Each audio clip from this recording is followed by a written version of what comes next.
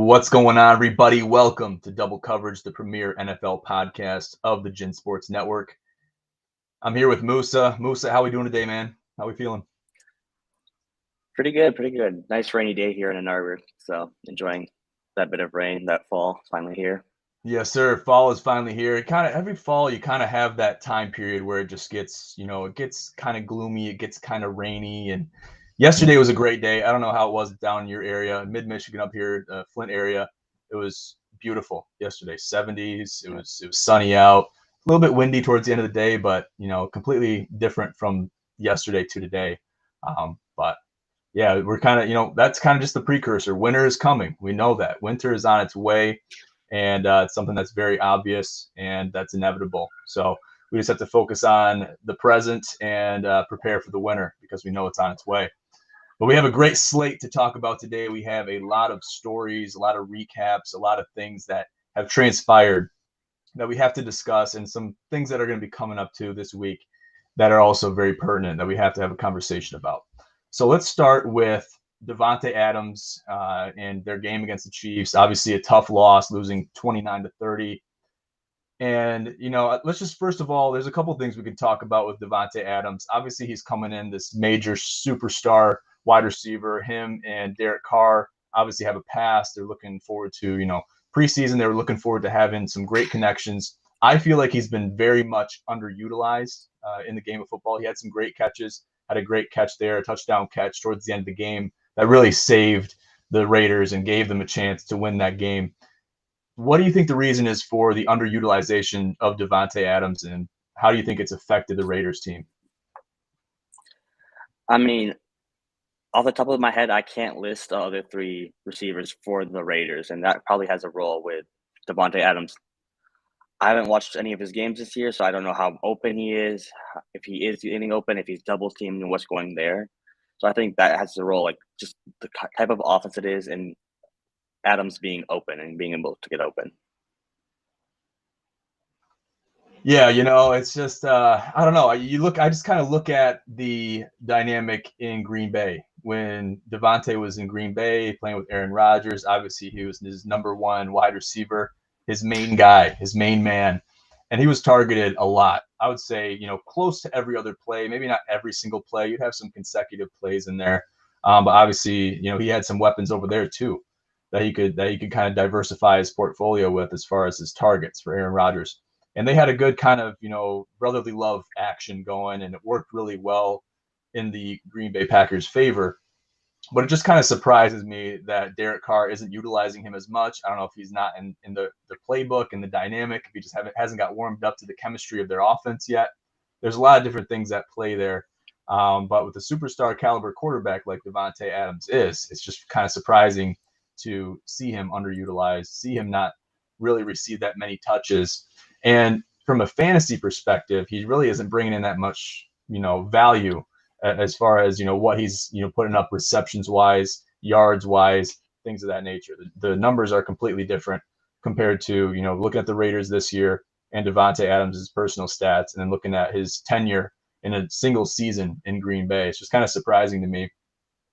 So I can't really understand why that is, but for whatever reason, that is what it is. Still on the same vein, let's talk about Davante Adams a little bit more. So post-game, a video blew up on Twitter. There's somebody that was filming him. I think it was a professional camera, so it had been one of these sportscasting cameras. Captured him running over or pushing. You don't see running over. He pushed a guy, shoved him, camera guy, and he was a credentialed media guy that was either filming the game, carrying some equipment. He got pushed down, and he has since been charged with a misdemeanor assault charge. What are your thoughts on this? Do you think that it's a money grab situation from the victim's end, or do you think it's completely justified? What's your take on this whole thing? I mean, at the end of the day, Adams pushed him. There's no doubt about that. He did assault the guy. Now, if it was some random person that wasn't Adams, do I think he would be going as far as to sue the Adams and try to get him charged to get money? Probably not. So I think it has a role with the money grab just because who he is, and they can actually get some money from Adams. And I think just overall, it's like you said, a very close loss, very frustrating for Adams. Doesn't excuse his actions. he was in the wrong. So I think he's justified in the charge, and I think he was just owning up to his consequence. Yeah, I think he was he had a lapse of judgment, I think, in the moment. He actually came out with a tweet following the game. I think he, went to the locker room and got changed and things of that nature and wound up going to wherever he was going, wherever he was headed post game. And he put a tweet out, said, "Hey, to the guy that I pushed, I apologize. I didn't mean to do that. I wasn't thinking. It was kind of a lapse of judgment, kind of something along those lines."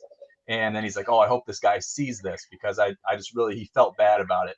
And obviously, once he had time to cool down, I could see him having that type of perspective. Like, hey, I have a certain reputation to uphold.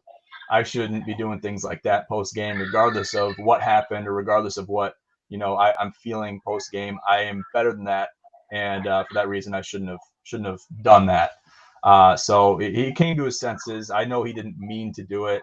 And obviously, it was a heartbreaking loss. Another loss for the Raiders doesn't help their record at all, especially given the circumstances. Having a chance to beat the Chiefs at Arrowhead, it's not a good look. So it is what it is, and he made it right, I think, at the end of the day, and he received the charge, and it looks like the guy will be probably getting some money out of it.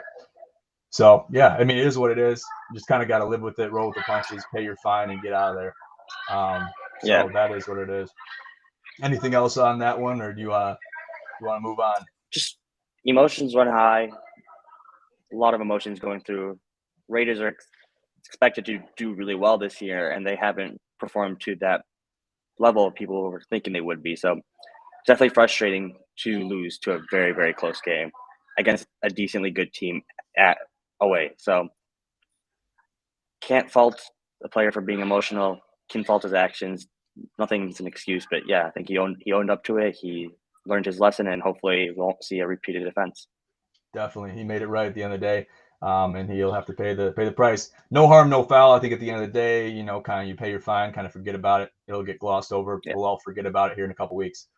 Moving on, let's talk about the rematch, Chiefs and Bills, and this game coming up this weekend.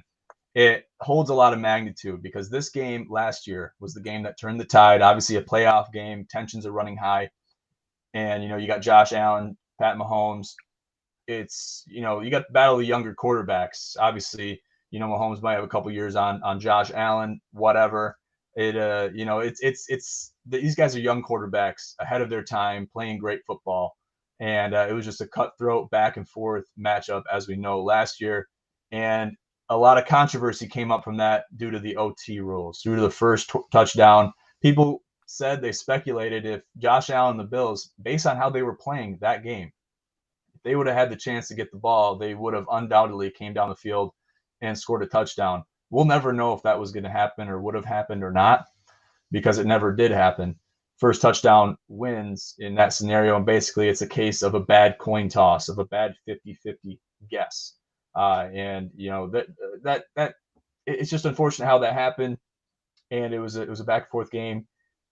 But the moral of the story is that wound up changing the rules for OT situations going forward because of the magnitude of that game. Obviously, games have been won and lost due to that same scenario in the past. We've seen it happen before, never caused the kind of controversy that it did last year with Chiefs and Bills. So the question I have for you is, how is this rule going to change OT situations in the NFL? And what are your projections for this game? I'll start off with my projections. The Bills are going to run over the Chiefs. It's going to be a blowout. Emotions from last year. Bills are a really, really good team.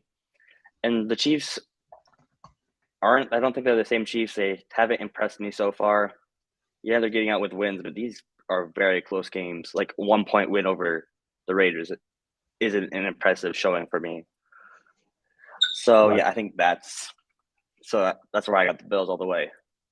Von Miller is gonna be chasing after Mahomes, so it'll be fun to see. Definitely. What do you think about the OT rules? How do you think it's gonna change the dynamic, even aside from these two teams? Obviously, they are the ones that were essentially the straw that broke the camel's back as far as making the NFL change this ruling to make it even, or at least give each team a chance to score in that fashion? How do you think it's going to change the entire landscape of OT situations? So for a start, I think more teams will be willing to settle for a tie at the end of the game instead of like trying to go for a 2 point conversion to win the game, so they don't have to deal with that luck of that coin toss, that luck of the coin flip. So I think that's a good thing. It brings less luck out of the game and makes it more skill based and like the better team actually win. And it's just only fair that both teams get a chance with the ball. So I think teams will play around that and they'll strategize around it. Yeah, I think so too. So let's just go over the rules real quick. So if you guys know how OT works in the college football world, it's very similar to that. So say you're the Bills and you choose tails, and the Chiefs win it, similar to last year. Mahomes goes down the field, scores a touchdown. The game isn't over like it would have been last year.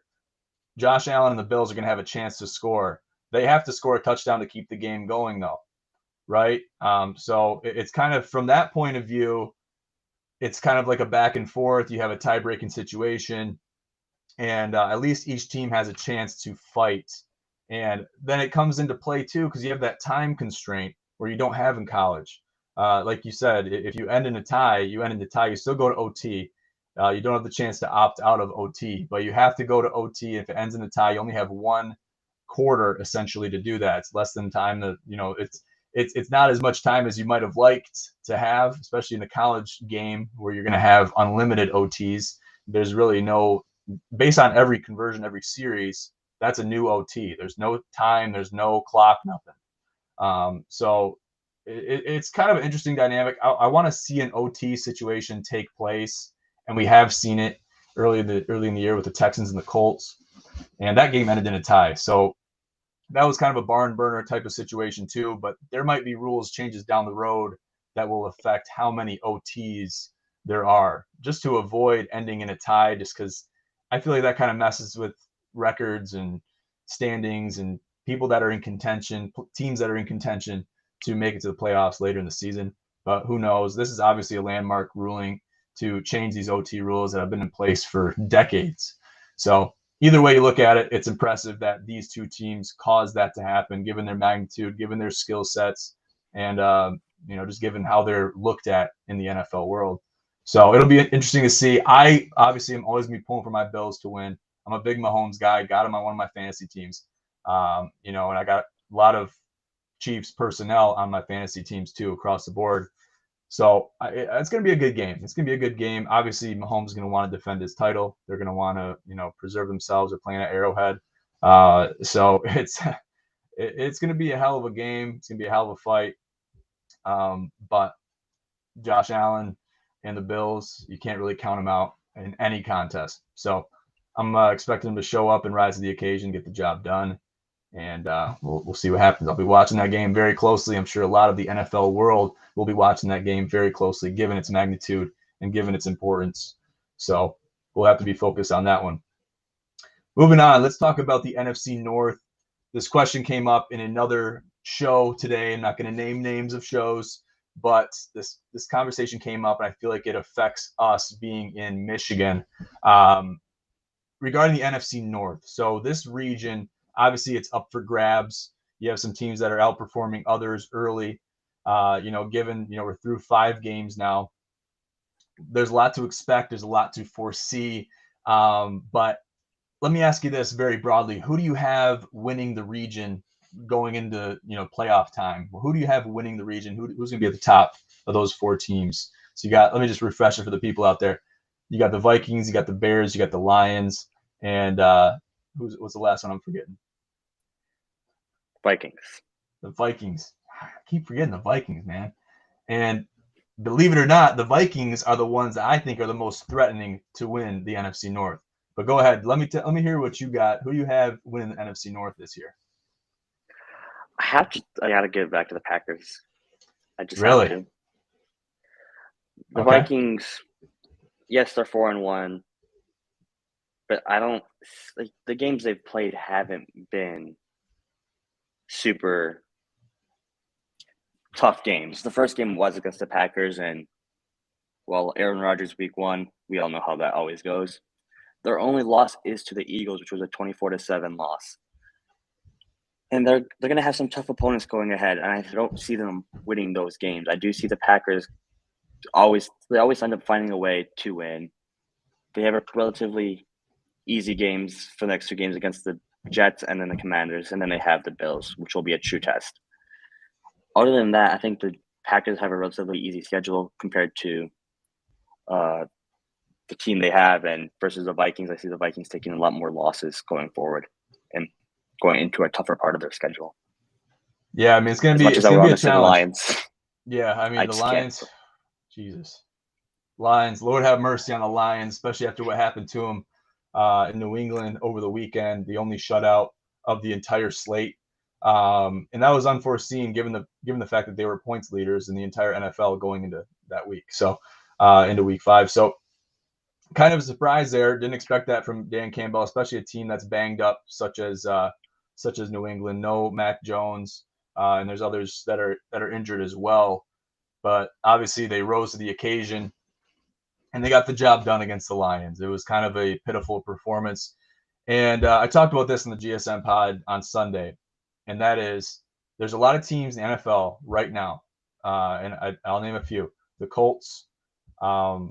Obviously, the Lions in a certain aspect, and this Pittsburgh Steelers that they're playing like they don't even belong to be in the NFL. They could be playing in a mid-tier college scene. Obviously, I know people are going to go crazy at that because, like, oh, these are NFL athletes. They're never going to be able to compete, and college athletes are never going to be able to compete against NFL athletes. Okay, just people that are out there doing that, just hold on. Okay, they're playing like they shouldn't be in the NFL, in the pro league, in the the creme de la creme of NFL of football in general. They shouldn't be in the same vicinity as some of these other teams, and it's just kind of crazy. I can't really think if I can say that about any other year. Obviously, you got old eras of the Texans and the Browns, and the Joey Harrington era of the Lions that you can look at, but this is something that's different. So that's something I'm going to say for another show. But as far as the NFC North, I'm really concerned about the Packers right now, where their heads are at after that loss to the Giants in London. It was kind of something that was scrambled. Their team dynamic is out of sorts. Aaron Rodgers said it himself that he is very concerned about the conversations that are happening in the locker room right now. There's a lot of people that are either doubting the entire dynamic of the team, the chemistry, the coaching staff, or they think that they are just so much better than everybody else that they're not going to arrive to the field with a mentality to win. So I'm concerned about their locker room. I'm concerned with their team mindset as a whole. And Aaron Rodgers is at the helm still. He has been for some time. So he's going to be the one that is going to be responsible for these individuals to get their heads on right, both offense and defense. So that's why I want to take the Vikings. Obviously, we're looking at what we've seen so far. Obviously, records come into that, team dynamics, certain things like that come into it. We're just talking very broadly as a team, from a team standpoint. So I'm liking the Vikings right now. Obviously, you're going to have to give me a couple more weeks, and then I'll have to revisit that question to really give you a better answer. But right now, I'm thinking Vikings. Yeah, to just touch on your point about the Lions, the Colts. Yes, we'll put this against any college team, and they will destroy that college team. But it doesn't mean they're playing at the level of NFL players. I almost rather watch Alabama play an NFL team, and it would probably be more entertaining than watching the Broncos and the Colts game again. So just add on to that point. Exactly. They're not playing No, like that's they great. belong in the NFL. No, and you bring up a great point there, Musa. And you were talking about we're talking about games like the Colts and the Broncos. I talked about that one on the GSN too this past Sunday. If you haven't checked it out, make sure to check it out, give it a listen. But I talked about just these abysmal performances, and the Broncos are playing in prime time yet again this Monday. So I'm at a loss for words about how many times the Broncos have played in prime time. I don't care if they're the best team in the NFL and just breaking every record, and Russell Wilson's playing out of his mind first year in the Broncos, which he's not. I mean, if you watch any of these games, it's just terrible. It's hard to watch. But the fact that they're playing in prime time so often, I mean, do we have an explanation for that, or someone's got to step forward about that one? My take on it is people see Russ going to Denver, they're going to be like, this is going to be a good team. This is going to be the next Super Bowl winner, and they wanted to put that game on. They expected the Broncos to be the next Tampa Bay, the next LA Rams. So that's what I personally feel like happened at this point. And like they thought this team was going to be a lot better than they are. And this team has the potential to be that good. It's just watching this game for us and the chemistry with the wide receivers is non-existent. And then even going back to coaching decisions as well. Nathaniel Hackett is not performing well as a head coach right now. I know it's his first year, it's his first few games, but the way it's looking is not great. It's terrible. It's in shambles. And Nathaniel Hackett needs to figure it out. He has very minimal time to figure it out, because if he doesn't figure it out, he's going to be gone next year, right? Or even before that. We've seen what happened to John Gruden. Obviously, he had some other things happen, but we've seen this happen to coaches in the NFL before. Coach Rule over there at Carolina he got the shaft just this week. So, he's been there for a little bit longer than Nathaniel Hackett has been with the Broncos. But the thing is, the hammer is going to come down on these guys if they don't perform, that they don't put wins in the win column. They're not getting the job done, or at least giving it, a fighting chance to win these games. And I've just seen nothing but abysmal football from the Broncos since the season started. I'm surprised they have any wins, to be honest with you. Got a comment here from Gin University. Picked up Dolphins defense in fantasy this past week. What a mistake. I couldn't agree with you more. I believe this is Cody. Cody, thanks for tuning in, brother. I have the Dolphins on one of my fantasy teams too for my defense, and I believe I just shifted. I just took them out. I don't even know who I have in there, but I'd almost rather have no one there, because I've had multiple weeks where the Miami Dolphins defense has had negative points. So that's unbelievable. It should never happen. But I'm feeling for you, brother. I'm feeling for you. Maybe drop them off, pick someone else up off of waivers or something. You still have time to do that, given the deadlines and things like that. Don't know how it's working with your fantasy league, but I would check into that. What do you think about the Miami Dolphins team? Let me ask you this, Musa. What do you think about the Miami Dolphins, both defensive wise, as Cody brought up, and then offensive wise, mostly in the quarterback position with Teddy Bridgewater now out? You're looking at a rookie quarterback playing in there. How are you feeling about the Miami Dolphins right now? Are they in shambles? Are they done for? Or do they have a chance to pick it back up? I mean, I know we talked a few weeks ago after they beat the Bills, and I basically said, I don't think this Miami team is that good. I don't think they are on the level of the Bills. I think it was a bad game by the Bills, and it was just one of those weeks. And now all these things happen. It just reinforces my point. I don't think this Bills team is that good. I don't think they 3-1 start was really the true identity of this team. I think they are going to start to show who they really are, and they're going to be a mediocre team. I feel like that's where they are. I think that's where they land. Somewhere in the middle of the NFL, towards the top end of the middle. Okay. Do you think they still remain towards the middle, or do you think they fall off towards the bottom sector? Down there with the Colts and down there with, teams, terrible teams like the Texans, the Steelers. Are they going to, or the Commanders? That's what I was thinking of. The Commanders, the Steelers, they're going to fall into that category, or do you think they stay more towards the middle? I think they're going to stay towards the middle. I'm sure it's going to be definitely a decline. I don't know how you could put that team on the likes of the Colts, the Commanders, the Lions. Even the Lions, I feel like have something going for them more than that. So I can't put them with those teams. I can put them ahead of them. I'll put them ahead of the Lions still. I think in the middle pack-ish. So yeah. Yeah, I hear that. Skylar Thompson will be starting for the Miami Dolphins this weekend. So against the Vikings too. Week 6, Vikings Dolphins. Skylar Thompson out of Kansas State will be starting for the Dolphins. We'll see how he performs. He'll be putting the pads on, ready to play, ready to take the field. He probably didn't expect to take the field this year, obviously with Teddy Bridgewater in there too. And, seeing 2 quarterbacks leave and get taken off the field with CTE-related injuries, it's kind of a bad omen. It gives you a little bit of a chill down your spine, just thinking, is this team under a spell? Are we cursed? What's going on here? Because, something crazy is happening, and we had high promise. We had high promise early in the season, and now we're in shambles. Now we're picking up the pieces. Is it going to be enough, or is it too little too late? We'll have to see. Only time will tell. And I think you can't count any team out. Look at the Dallas Cowboys. Cooper Rush comes in and he's performing out of his mind. So we'll have to It's a great see. point. You can't count any team out. People want their chances, and once they get those chances, some of them never look back. So we'll see how it goes. 100%. Tom Brady is actually a perfect example of that. He was a huge underdog, was very much undermined, underlooked at, and he rose to the occasion, took advantage, and he got the job done. But you bring up Cooper Rush. I want to talk about that for a quick second. So there's rumors that Dak is going to come back. And I asked this question to a multitude of people today and, the day before, and even the weeks leading up to this week with their game against the Eagles. That's a huge game, huge rivalry matchup that's coming up. That's probably just a notch below this Chiefs and Bills game, with both the Chiefs and Bills coming into this one 4-1. I got to ask you this about Cooper Rush.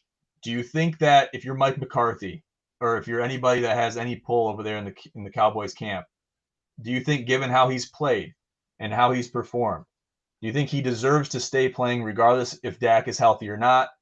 And obviously we know. Let me just state the facts real quick. If Dak gets healthy again, he is going to come back and he is going to take the field. He's going to be the one under center. We understand that. The question is, do you think that Cooper Rush, given his track record, given how much better he's played, I think, collectively than Dak has in the last 2-3 years, do you think that he should remain as the number one quarterback for Dallas or not? Let me ask you that. I'm going to go back to what you said. If Dak's healthy, he's playing. He's the one who has the $160 million contract. There's no doubt about them. They're going to start Dak. Now, it's a tough situation. You have a quarterback that's playing very, very well, but you still don't know. Cooper Rush isn't guaranteed to keep up the performance he's had. You don't know a lot about that, so you never know. He can always end up falling off one week. You see a lot of it happen. Super fast start, super well, and then all of a sudden they're playing pretty bad football. So I think he deserves to have an NFL spot right now. And hey, I think he might even be better than Russell Wilson right now. I think you throw Cooper Rush over to the Denver Broncos, and that might be a decent team. But only time will tell. Point. You don't know. Also, you don't know how he's going to play under a different coach. You don't know if he's going to play with different receivers. So there's a lot of unknowns in that situation.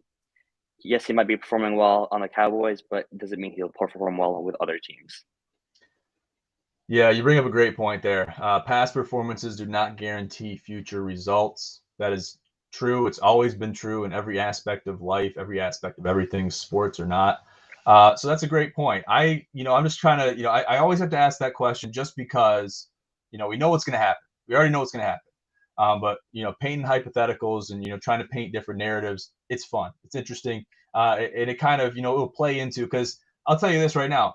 If Dak comes into whatever game he comes back in, it could be this week, could be next week. In this game against the Eagles, I wouldn't be surprised if he kind of toughs it out and tries to play in this game. But maybe that might not happen. We don't know. Too early to tell. But if Dak comes in and loses the first game back, that's going to raise a lot of eyebrows, I think, in the Dallas Cowboys personnel and the coaching staff. What are we? Because at the end of the day, they want to win games, right? They know they have the contracts. They know they have the money. It's already out of their pockets. The contracts have been signed and money has exchanged hands. But things got to come into perspective.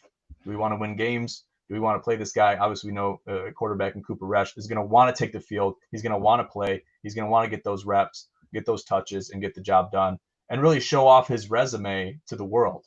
You bring up Russell Wilson in the Denver Broncos. He probably is a great fit or a better fit than Russell is right now, but we don't know his longevity. We don't know if he's going to make it, through the end of the season into the playoffs or even postseason. We don't know. No, injuries can happen. You never know. So it's a fun question to ask. I'm going to continue to ask different people this and gather as much information as I can. But like I said before, we all know what's going to happen. When Dak's healthy, he's going to come back. That's just the reality of the situation. So. Yeah. So let's move on. No, you go ahead. Go ahead. You brought up the point, if Dak comes back and he isn't performing well, how long do they give Dak to perform? Is it going to be one game? Is it going to be a few games? he might come back and lose to the Eagles, but this Eagles team has been a good team. Are they like, okay, it's just the Eagles. They were a better team. They just played us. They outplayed us, but Dak is going to continue going forward. So, like, how long does Dak have to prove himself before they start really raising eyebrows and really making decisions to switch back to Cooper? All great questions. All great questions. I wish I had the answers for them, but only time will tell. And I'm looking forward to seeing how those questions will be answered and how Dallas will handle those questions once they're put into those situations. So we'll have to follow that very closely because people are talking about Cooper Rush. Let me tell you, he's raising eyebrows across the NFL. So he's gonna be playing somewhere. He's gonna be a QB1 somewhere someday. Mark my words on that. Let's move on though. Let's talk about this Tom Brady roughing the passer call. And then, we've seen a couple other calls similar to that in week 5 that we have to talk about. Okay. Are we playing a gingerbread game of football here? The game of football is changing before our eyes. We know that. But, we're seeing rules changes. We're seeing CTE sequence changes happen. We're seeing OT rules change that should have been changed a long time ago. Those rules are outdated. Some of these changes are good. These roughing the passer flags that are being called are outrageous, and people are talking about it. I want to ask you this, Musa. How do you feel about that roughing the passer call? In the Bucks game, how do you think? Do you think it affected the game against the Falcons? Do you think that it was a do or die type of situation, or do you think it wasn't as maybe not as massive as it could have been? People are blowing it out of proportion. What are your thoughts on this? I don't care if the Bucks are up by 500 points right now. It's a bad call at the end of the day. It's not a good call. So that's how I feel about that part. At this point, might as well have quarterbacks wear some flag football flags, pull the flag, give him a hug after the game, after he pulls the flag. Like, that's how they want to play. That's an idea. I I'm gonna have mean, to tell Roger Goodell that one. yeah, I mean, while they're at it, while they're playing the flags, they can give them some hugs, some hand kisses, some handshakes, some kisses while they're at it. That's how I feel Yeah. like they want them to treat the quarterbacks. Like there's some special royal king on a platform that can't be touched. I can't remember who I was watching, but they brought it up. It's like practice. You get yelled at if you touch the quarterback, and that's kind of how it's going to the game. When you're practicing, you don't touch your QB1. You just don't, and that's how it's ending up in the game. And I don't think it's good for football. I don't think we want to watch football that's like that. Like, yes, we need to protect our quarterbacks. We don't want to be slamming them full force, head-to-head contact into the ground. But when he's getting tackled and he's not intentionally slamming someone into the ground, it should not be roughing the passer. So I think we need much clearer rules on that, and we need to play football at the end of the day. It is football. It is a dangerous sport. People are going to get hit. 100%. Amen to that. I mean, you knocked it right on the head right there. The game of football is a dangerous game, ladies and gentlemen. For those of you that don't know that, there you go. There's your news flash. Okay, with this thing with Brady, he was asked, do you think there should have been a roughing the passer call? People asked. He responded with, I don't throw the flags. He didn't either confirm nor deny that. Obviously, they benefited from the call, so they're not going to incriminate themselves and say, oh, I don't think that should have been a call, whatever. It would have been an integrity move. He could have said, oh, I don't think that was a roughing the passer. I thought it was just a good tackle. He could have said something like that, kind of defend it. People have came out and said, oh, if this would have happened to anyone other than Brady, this never would have been a call. They may be right. They may be wrong. He is getting up in age.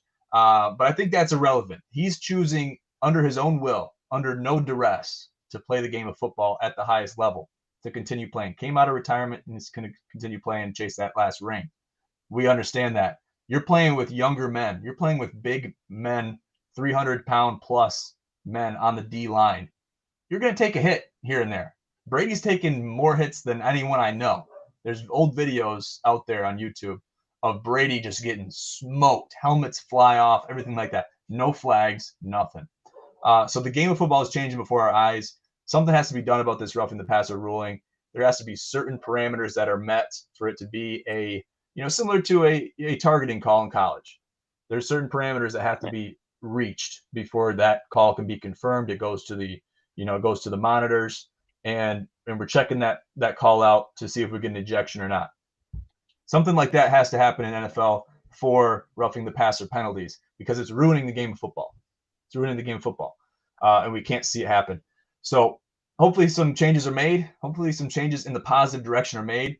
But it's going to be tough with all this CTE stuff going on. I'm going to be honest with you, Musa. It's going to be very tough to have a call kind of go against, against the gingerbread mentality. And that's what I'm going to call it, the gingerbread mentality, because that's what it is.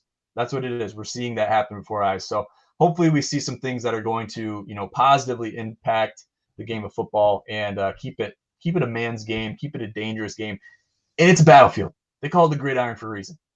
It's a battlefield. Let's keep it that way. It's starting to become a land of milk and cookies every single day, and I don't like what I'm seeing. So hopefully we see some changes and some movement in the right direction. But I'll be honest with you, I'm not too confident in that.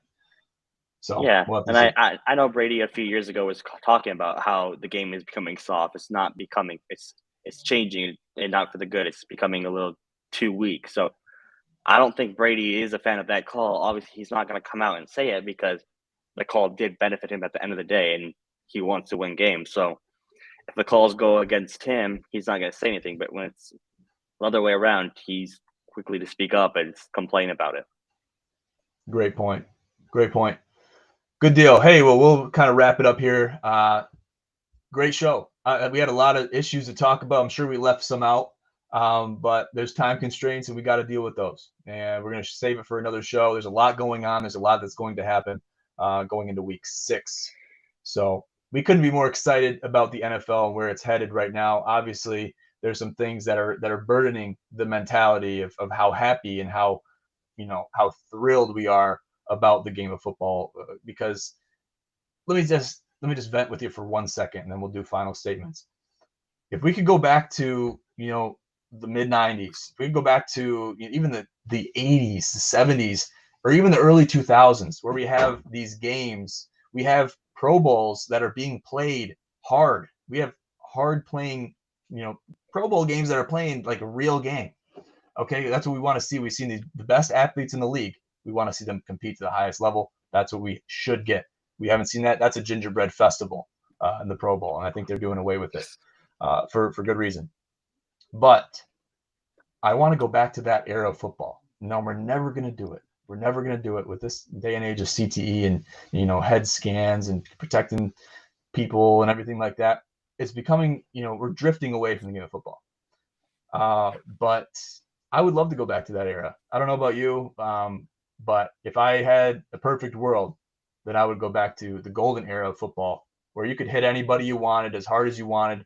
And I think that there's a happy middle. There's a middle ground. There's a happy medium somewhere in there where you can have the game of football be a man's game, be tough, be hard hitting, be 100 miles an hour, contact, high impact, physicality, athleticism.